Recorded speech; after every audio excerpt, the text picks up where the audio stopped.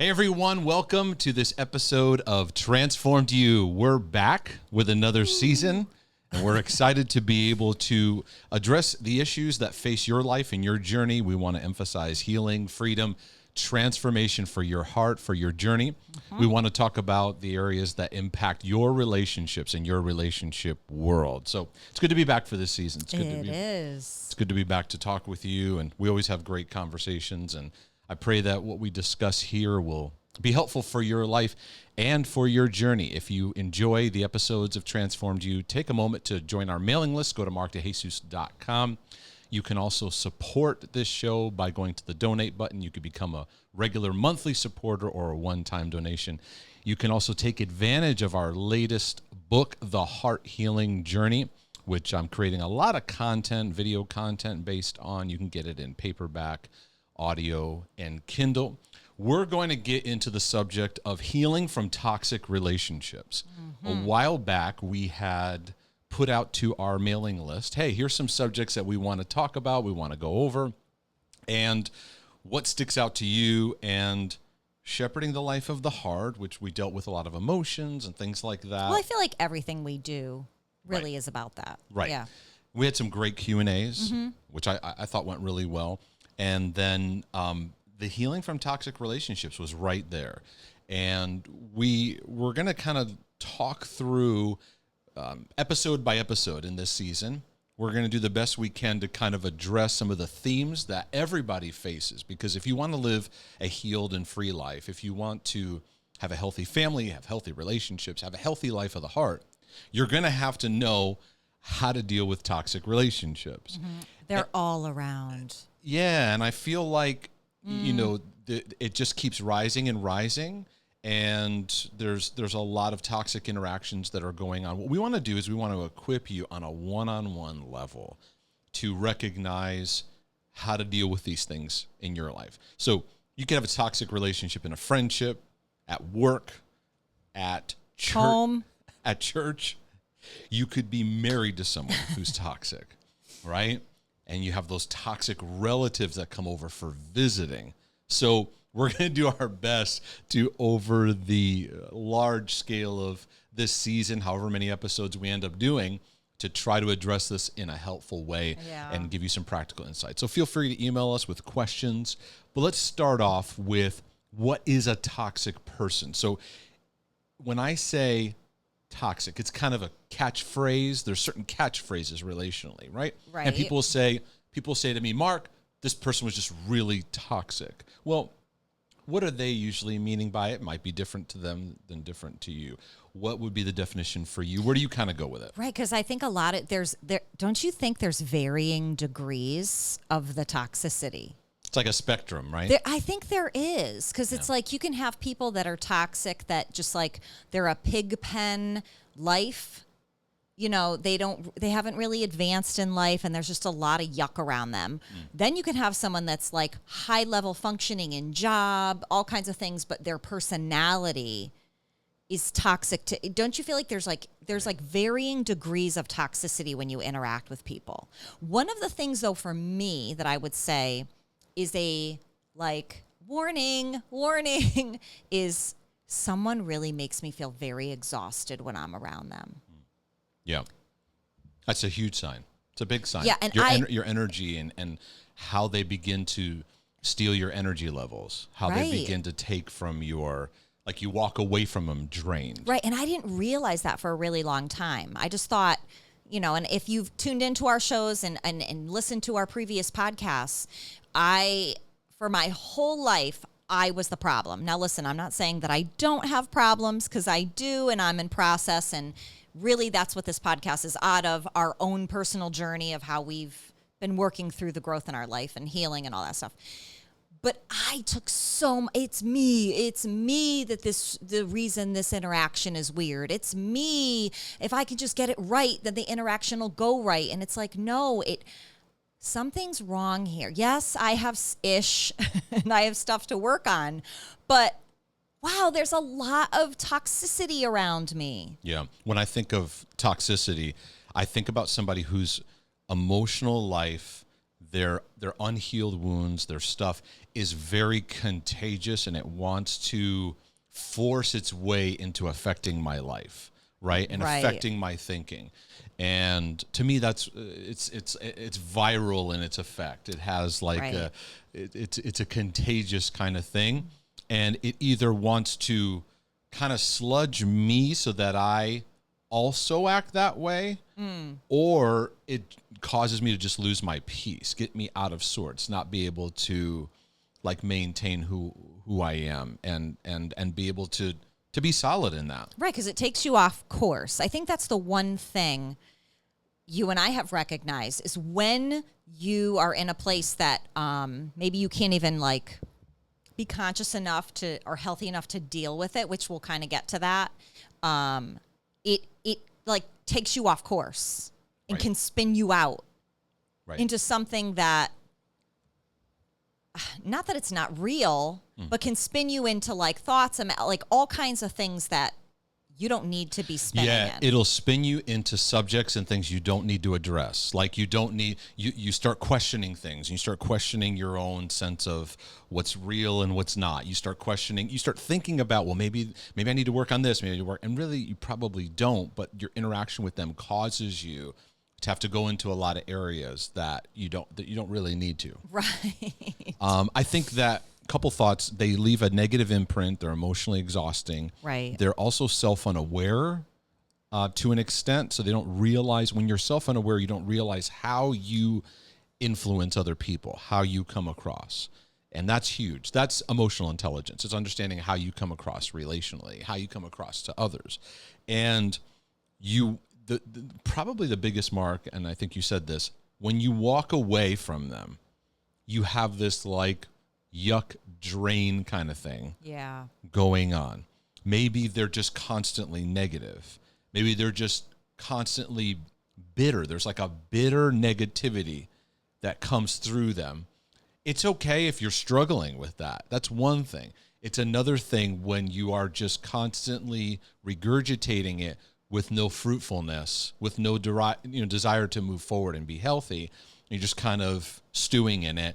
And that stewing then just, like the Bible says, that bitter root defiles other people. Right. The one thing I do want to bring out, and we've had this in previous comments in interactions when we've talked about these kinds of things, is that this does mirror toxic people mirror what is called a narcissistic personality.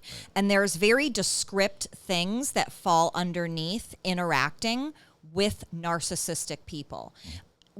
Maybe we'll get into that a little bit heavier. Right now, we're kind of putting an overarching for interacting with people, just toxicity when you're interacting. Yes, we could dive deep into the very descript things because there's manipulation that comes with there's all kinds of things that could go even underneath, like, people that are unaware. Like there's a lot of things that we could dive deeper in, and maybe we'll do that in further episodes, and even give us your feedback regarding that. But we kind of want to just put an overarching umbrella of like just interacting with toxicity. Yeah. And because we could put bigger labels. Yeah. Well said. We're all trying to find labels and names for things that we're struggling with to make sense of it, to go, like people will say, I can't believe I didn't realize how toxic this person was. Right. What they're saying is, I was just in the relationship. I was, just trying to make the best of it. And I didn't have an opportunity to step back and go, wait a second, this is not a healthy relationship. Right. So let me ask a question. Is there areas in your life, looking back in your history, where you recognize this was a way that I was toxic? Now, remember, we're talking about a spectrum. It's not like it's not like an all or nothing. It's not like, yes, you're toxic. No, you're not. I think we all have spectrum that we're on, right? And and I think the same is for narcissism. I think the same for a lot of battles. So, where would you say that you were toxic? Or maybe I can go first. No, that's okay. Because you and I spend a lot of time understanding ourselves, talking it out with each other. And, Mark and I we're big talkers about a lot of things in processing. And a big part has been looking at those things and working on lovingly accepting that that's where I was at. And I think for a very long time, I want to say that first because, I could sit here and in a lot of ways joke about like I was a me monster for a long time, but rejection pretty much ruled my life. And so I would go into varying degrees of what that rejection, how it manifested.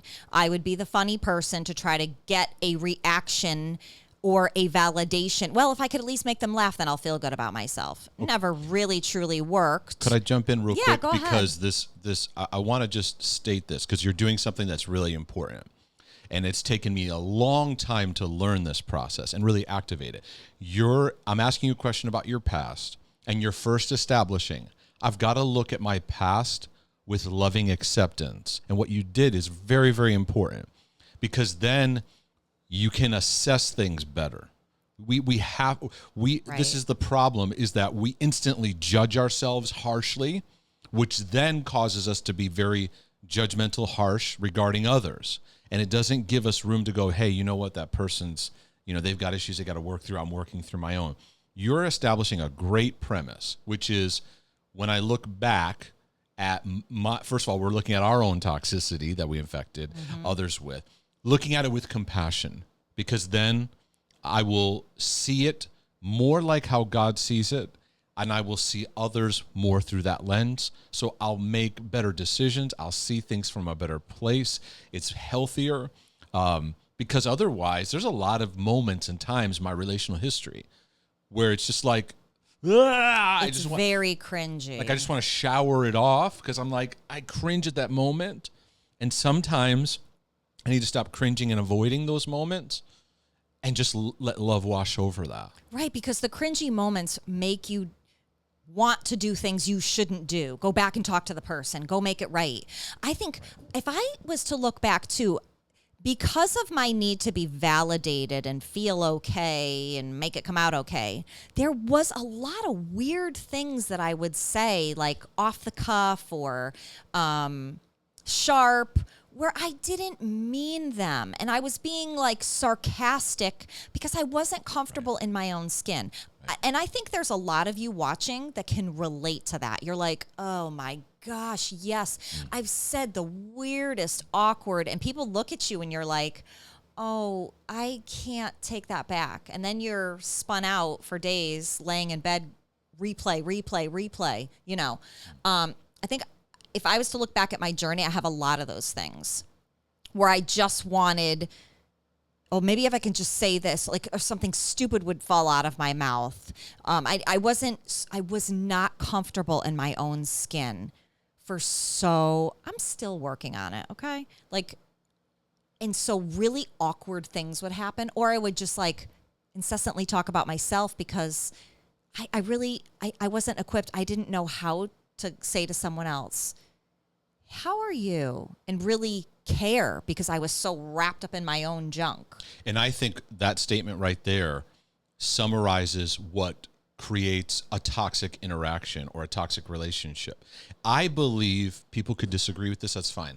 I believe the primary reason why we are toxic or damaging or even hurtful, whatever the wording we want to use, to others, is not because we're sitting there thinking about how to, in some evil way, hurt somebody. Right. There are people like that, but certainly.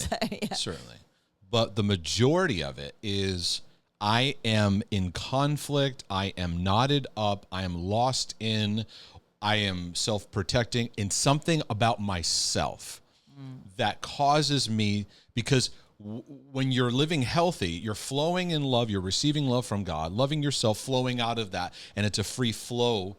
When brokenness takes over, you self-protect, you guard, you're now inward, you're focused on this inward kingdom that you're trying to survive in, and out of that, you end up hurting other people. So like, that's something, if I was to say in my history where I was toxic, it was self-protection.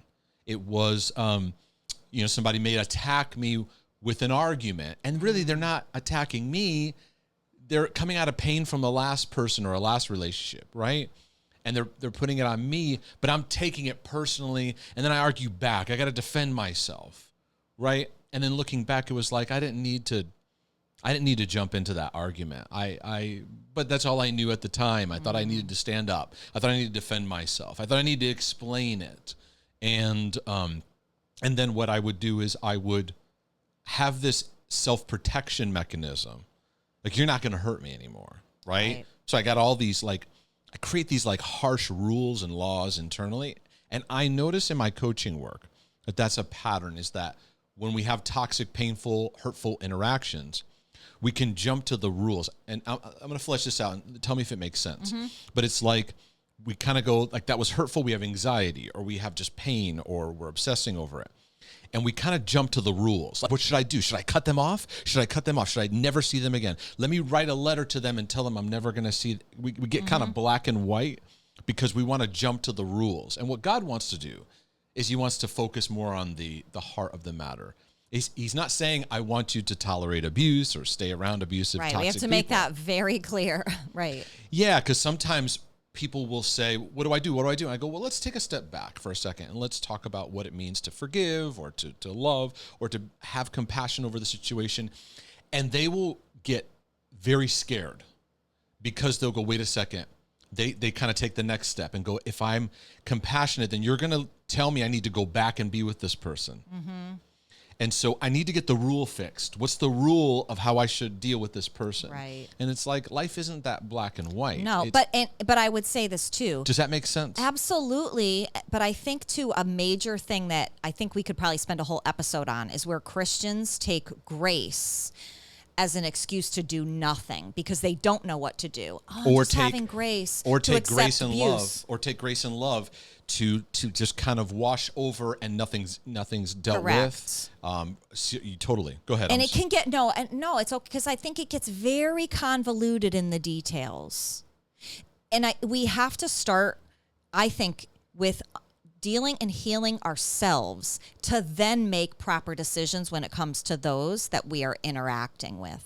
Because I think that's an important thing that you bring out about we want to have a rule. Well, I need to write them a letter. I need to cut them off. I need to do this. And listen, when there's severe abuse and those things that you have to make definitive decisions, those need to be in play, and you should get counsel with someone, because you're going to need support when you have to make decisions like that. But we're talking about most of the interactions that we have are toxic. And how do you heal yourself enough to be able to really deal with the world at this point? And it's right? not, yes, and it's not, the outcome is not you have a great set of rules. Correct. Because you could have, right. There's a difference between the heart and the rule. The rule, or whatever step you take, should follow the heart work that God's doing in your life, healing, allowing his love. It's seeing things with true power of his love and what it looks like to forgive, to move on. Then the steps flow out of that. It's like those things they get put into context, right?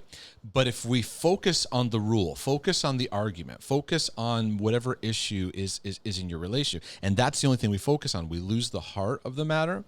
And we make a fast cut rule. Now we move on from that relationship, and now we're applying that same fast cut rule everywhere, right? So maybe you were in that relationship that was really difficult, but you didn't process it heart-wise. You just kind of made the rule. Maybe you cut them off, right?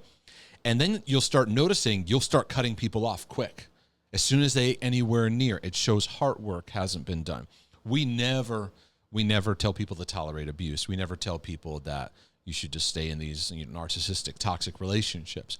But what we are saying is we invite people to do the deeper work that's necessary because God wants to mature us through these relationship patterns. And the more difficult your relationship history has been, the more I believe God can use you compassionately to really understand what people have been through. Yeah, that's really really understand good. what they face. This takes time and this takes work. So we find, you tell me if I'm wrong, we find a couple things that we do. One is we find in our interaction and work with people, we stir up the toxicity and go, here it is. Let's get it out on that. Here it is. In love. It's not like you're condemned, accused, but here it is. What are you going to do about it? But then we also go, this isn't just a get it out, kind of wipe your hands, walk away. This is work now. What does it take to have first heart work on your life? Now, then after that, it's like, well, what do I do about this relationship? What do I do about this situation? Yeah. Those two things I need to understand, okay, this is toxic. What does healthy relationship look like? Why is this toxic? And then secondly, I gotta do my own work in my life and it's not going to be a quick thing. So does that make sense? It does. And I don't want to be the Debbie Downer of the conversation. But I think the thing that those of you that are seeking a greater level of heart healing and connection, you're coming to this point of going, well, who else is in this with me? And there is an area of loneliness that I know that a lot of us are dealing with when it comes to, okay, we stir it up. We go, let's put the light on what's going on in your life and our, like, let's go to the next level in relationship. And you go, oh, they don't want to, or they don't have it. And you're heartbroken. Right. I think a lot of us are dealing with that. And so I love that we even have the community that we have. We have great people on YouTube that are interacting with each other and encouraging each other, because we're going to need that as we move forward during these times of the people who are heart healing, heart seeking, and want those good relationships. You're looking around going, who's with me?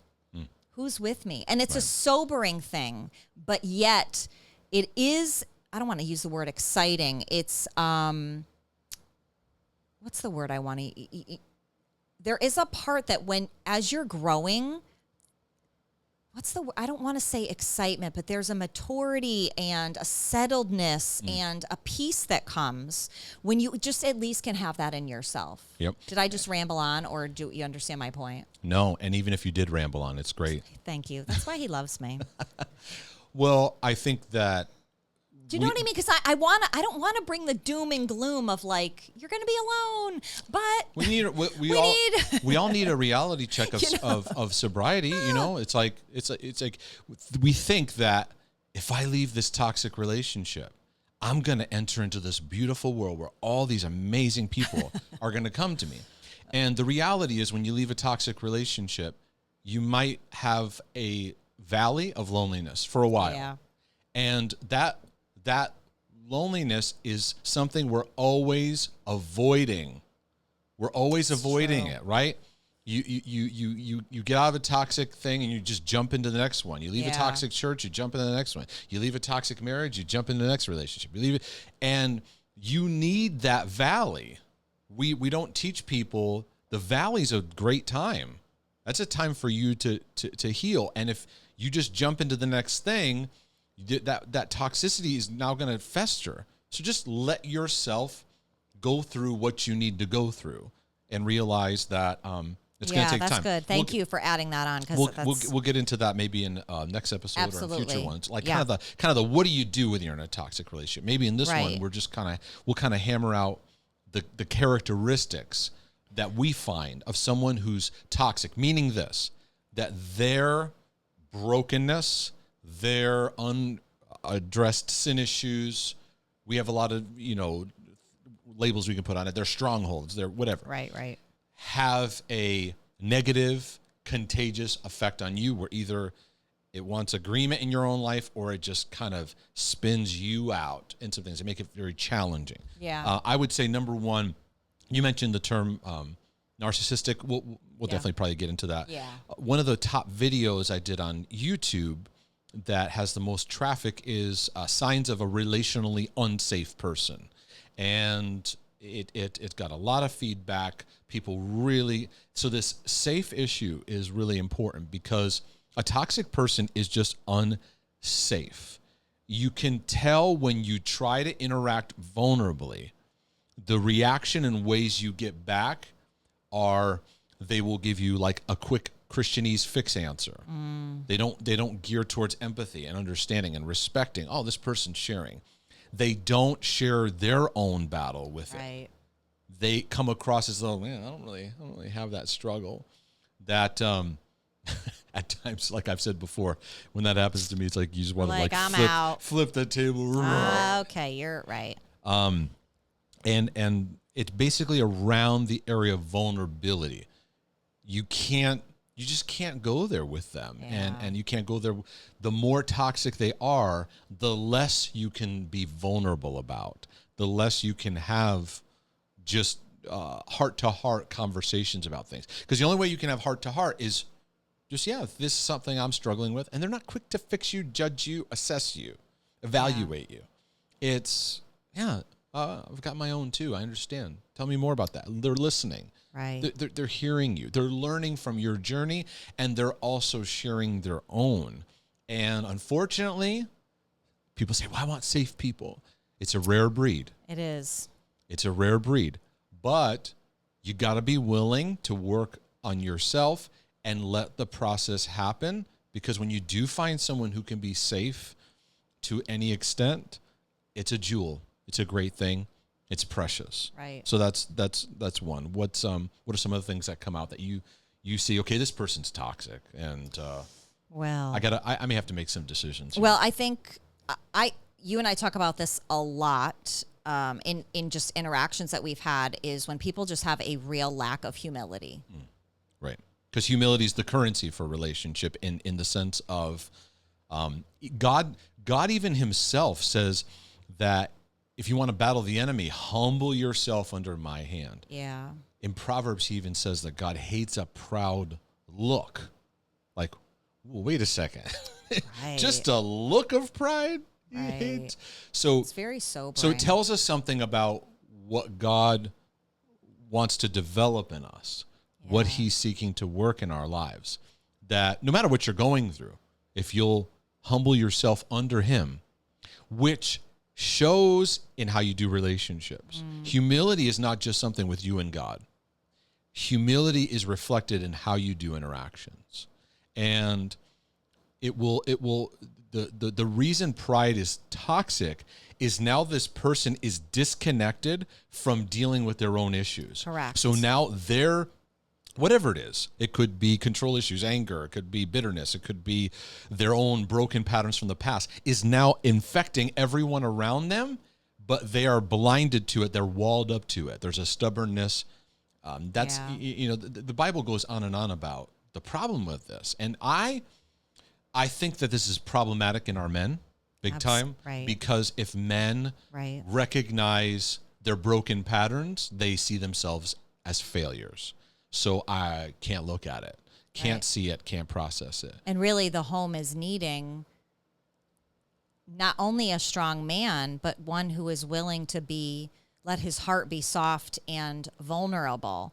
And, you and I have cried many tears, too many to count at this point, over this issue. Right. It's broken our hearts to epic levels of, because really that's the only way that families are going to heal and the land is going to heal. It's, you can put every program in place, you can, every kind of system, whatever. At the end of the day, it's a heart issue, and we want to get to the heart of the matter.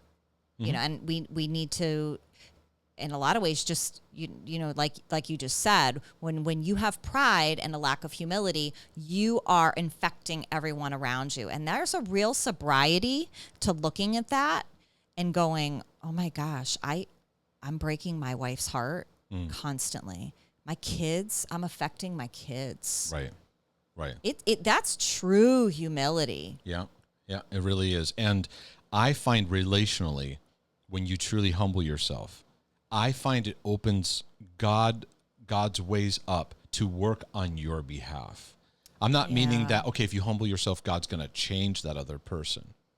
No, not necessarily. But it just, I find sometimes I'm under a battle with something, or even when we were pastoring, it was, we had so many different like relational things that we were battling with people, just deep brokenness, and then they're attacking you, and there's this conflict, not conflict, and you get yourself lost in it, because one of my dysfunctional reactions to toxicity is, what do I need to do to make this better?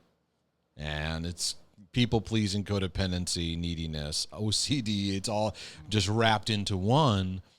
and more learning to release that and let that go.